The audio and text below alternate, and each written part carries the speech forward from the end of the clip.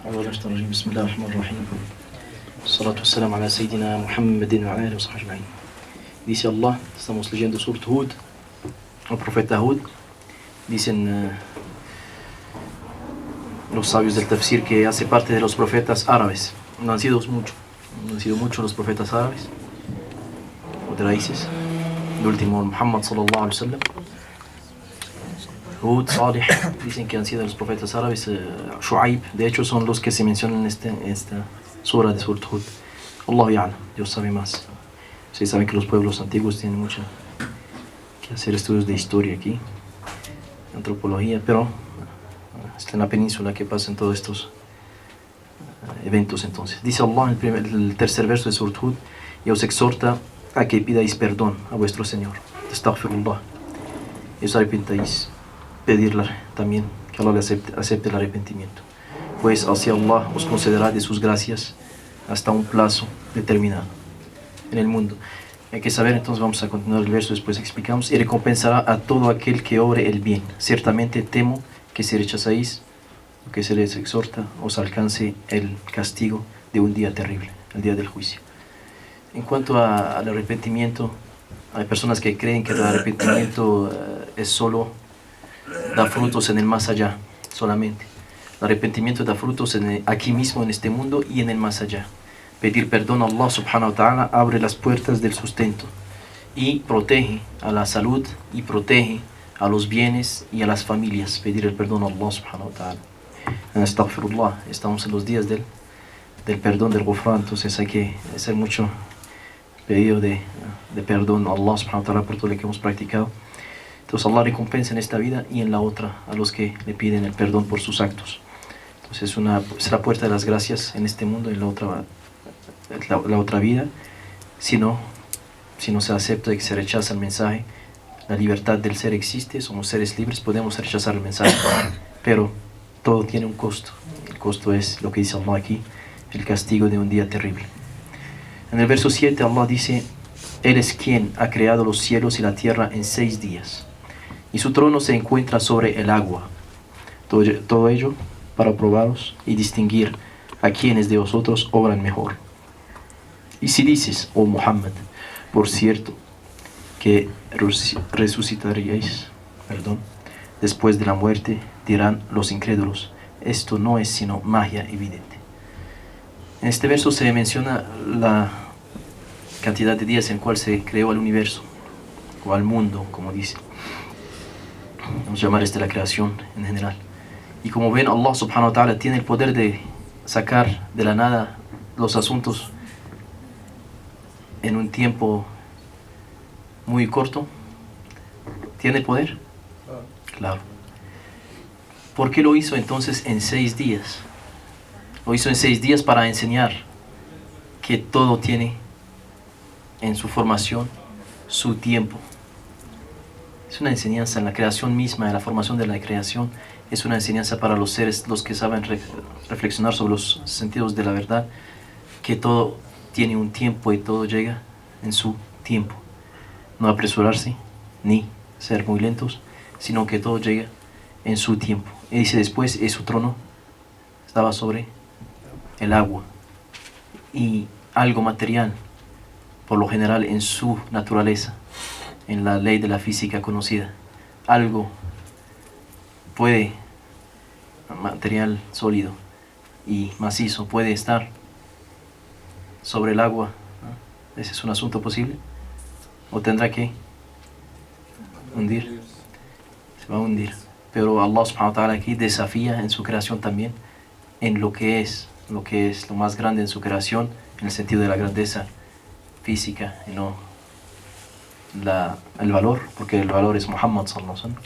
Si la grandeza es el arsh o el trono de Allah subhanahu wa ta'ala, lo pone sobre el agua diciendo de una cierta forma: ¿quién me impide a mí de dar las leyes que quiero en el universo? ¿Sí? Entonces recordamos que encima de la ciencia hay algo que se llama el poder de Allah subhanahu wa ta'ala. Es el desafío a los científicos.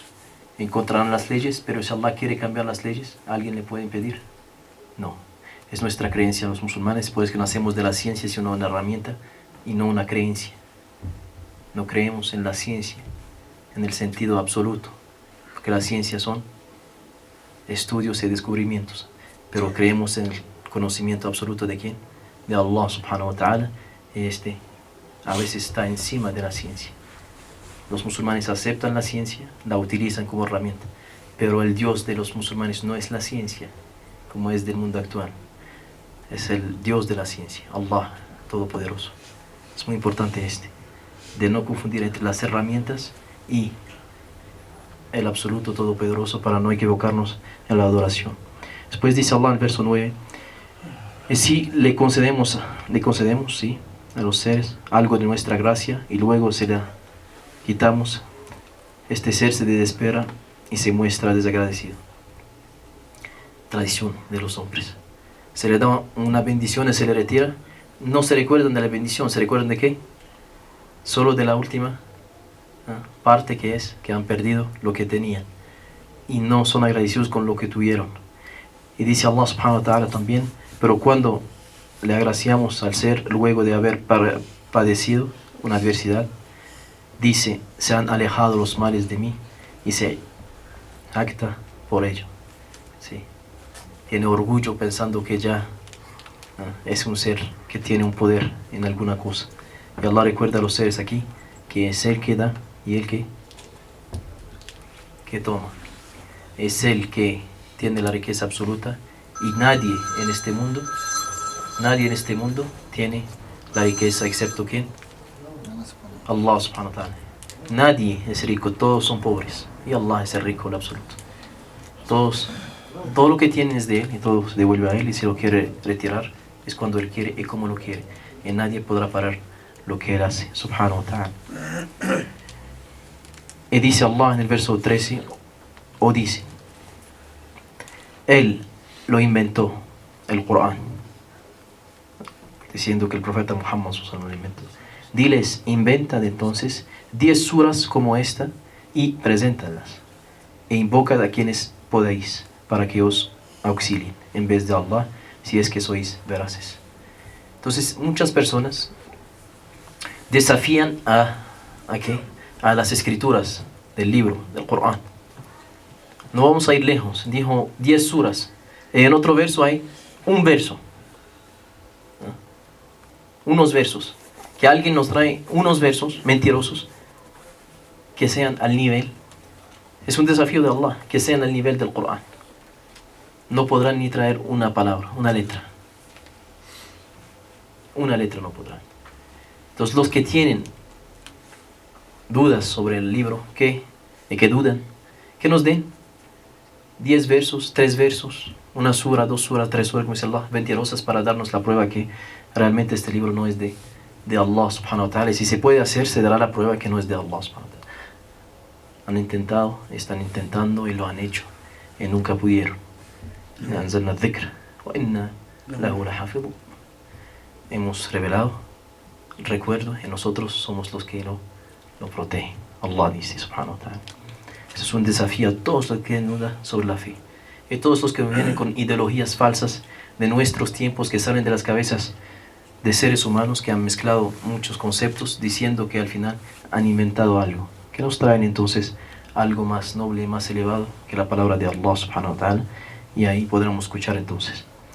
Dice Allah subhanahu wa ta'ala después en el verso 27, los líderes de la incredulidad de su pueblo dijeron, no eres más que un mortal como nosotros. Este es en cuanto a ¿quién? A Noé. Y solo te siguen los pobres y débiles de nuestro pueblo que no piensan. Ciertamente, no os creemos mejores que nosotros, sino que os consideramos mentirosos. Siempre los que chocan con el mensaje de Allah, ¿quiénes son?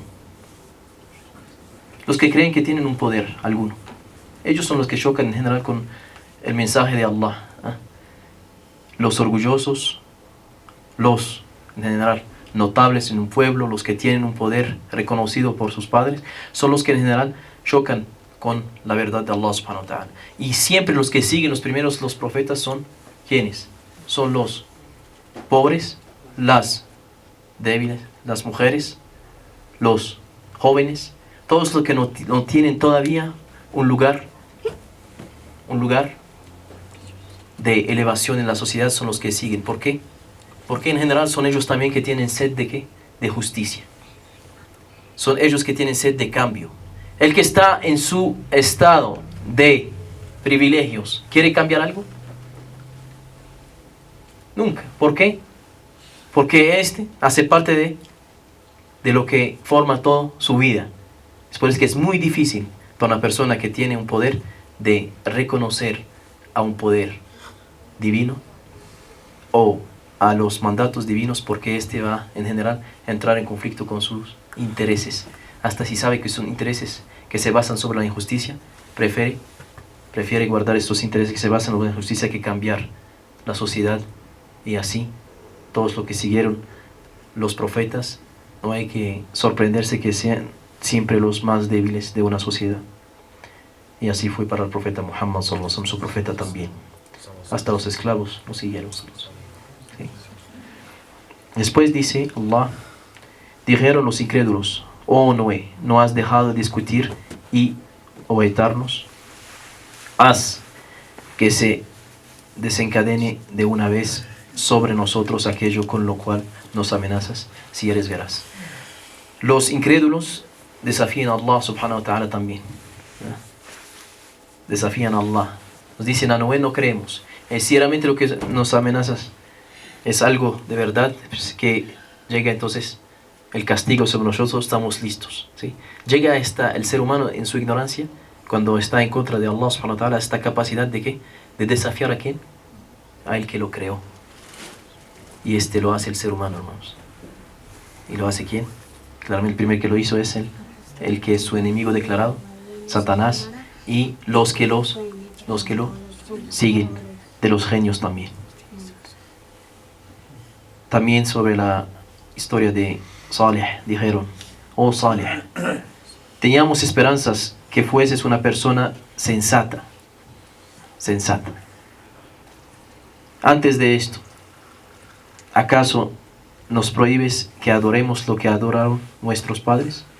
Por cierto que tenemos una profunda duda sobre aquello a lo que nos convocas.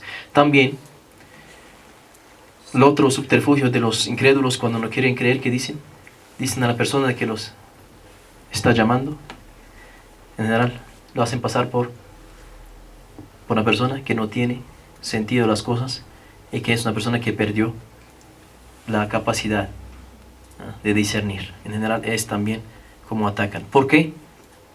Porque le dices a cualquier persona un mandato divino que tiene que practicar prometiéndolo el más allá. Si no cree en el más allá, ¿cómo vea tu mensaje? ¿Cómo llama a lo que estás haciendo? Lo llama locura. ¿Y qué es la locura? ¿Qué es la definición de la locura? Él es el que pierde la capacidad de discernir y de juzgar los asuntos adecuadamente. Esa es la locura, la persona que perdió los criterios del juicio cierto. Esa es la locura, lo que llamamos nosotros locura. Pero cuando algo está encima de las capacidades humanas y que se producen cosas en el cosmos, en la creación de Allah subhanahu wa ta'ala, que Él permite que nosotros a veces no estamos en la capacidad de ¿qué? De captar o de reconocer o de entender. ¿Qué decimos? Llamamos a algo que no tiene sentido. Llamamos a algo que no tiene sentido. Pero ¿tiene sentido? Claro que tiene sentido. ¿Cómo se reconocen los sentidos de las cosas? ¿Saben cómo se reconocen los sentidos de las cosas? A veces escuchamos historias y prodigios de algunas personas. Decimos: ¿sería que es posible lo que pasó ahí? ¿Sería que estos milagros pasaron en el tiempo? ¿Sería que el mar se abrió? Las personas que no tienen fe así se preguntan. Pasa lamentablemente hoy con algunos creyentes también, no sobre los milagros de los profetas porque están en el libro, sino sobre ¿qué? Sobre los prodigios de Allah subhanahu wa ta'ala con los seres que Allah elige. Entonces tenemos que creerlo también como musulmanes. Nu'min bil karamat kama nu'min bil mu'jizat. creemos en los prodigios de Allah como creemos en los milagros, y Allah hace lo que quiere en su reino subhanahu wa ta'ala. Y para terminar, dice Allah a su profeta Muhammad sallallahu alaihi wasallam: todo esto que te narramos sobre las historias de los mensajeros es para consolar y afianzar tu corazón. Por cierto que te ha sido revelado en esta sura signos que evidencian la verdad y son una exhortación y un motivo de reflexión para los creyentes.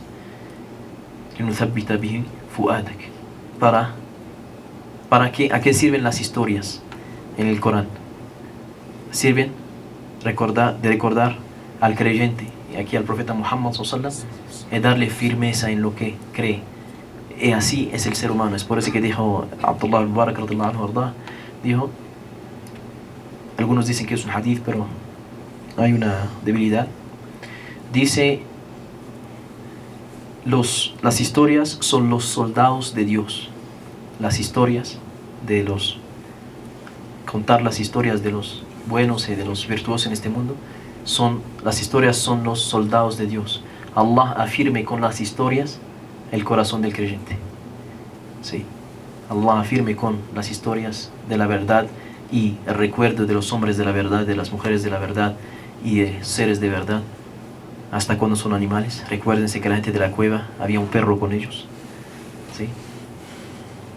Es para recordarle al creyente que no se debilite en su fe y que encuentre en estas historias ejemplos para poder discernir entre la mentira y la verdad. Alhamdulillahi Rabbil Alamin. Wassalatu wassalamu ala Sayyidina Muhammad Nabil Ummi. Sallim tasliman kathira.